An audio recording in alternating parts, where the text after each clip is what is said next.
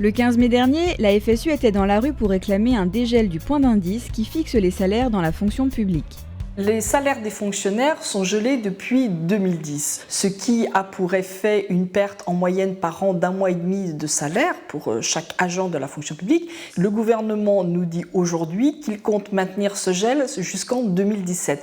Ce n'est pas acceptable, donc il faut stopper ce gel et il faut ouvrir des négociations sur la valeur du point d'indice. Face au mouvement social, Manuel Valls a confirmé la revalorisation des bas salaires en allégeant les prestations sociales. Mais seraient concernés seulement 70% des catégories C, 50% des catégories B et 20% des catégories A. La journée d'action unitaire du 15 mai a obligé le gouvernement à reconnaître qu'il y a bien un problème salarial dans la fonction publique. Or, le gouvernement répond par une décision unilatérale concernant 2,2 millions d'agents sur 5 millions d'agents.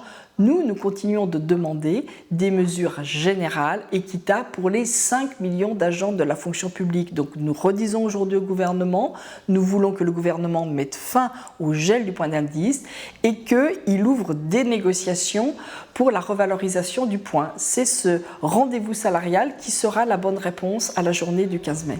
Pour le moment, le gouvernement prévoit de mettre en place cette mesure au 1er janvier 2015. La conséquence de cette mesure est inégalitaire pour nous. En ne touchant pas au point d'indice, on va réduire la marge entre les premiers indices et les derniers indices. C'est-à-dire qu'on va arriver à des positions où un agent d'exécution de catégorie C sera éventuellement plus rémunéré qu'un agent de catégorie B ou voire de catégorie A qui est son supérieur hiérarchique et qui a un poste à responsabilité. Le gel du point d'indice entraîne aussi une paupérisation des agents de la fonction publique. Dans la fonction publique aujourd'hui, il y a 20% des agents qui sont au niveau du SMIC. Le salaire moyen d'un fonctionnaire à la territoriale, c'est environ 1 700 €, 2 300 € pour un fonctionnaire à l'État.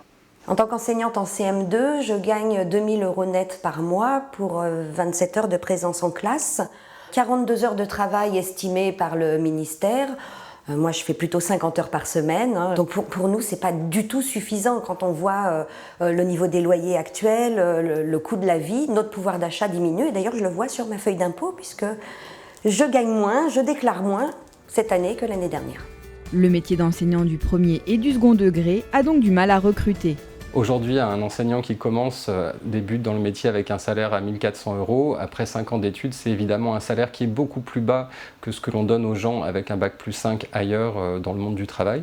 Donc aujourd'hui, c'est un problème qui fait que les gens hésitent à devenir prof. On sait qu'en France, l'école a du mal à être un facteur d'égalité. Plus on la dégrade, moins on recrute d'enseignants, moins on les paye bien et plus on va dans le sens d'une société qui est injuste et inégalitaire. Les salaires de la fonction publique ne sont donc pas valorisés depuis 4 ans, alors qu'on en demande toujours plus aux agents. Notre charge de travail n'a cessé d'augmenter. Si on prend des points de comparaison, aujourd'hui par exemple, moi je suis amenée à accompagner plus de 100 personnes par mois. Donc je travaille en milieu ouvert et donc j'accompagne des personnes condamnées pour des peines de travail d'intérêt général.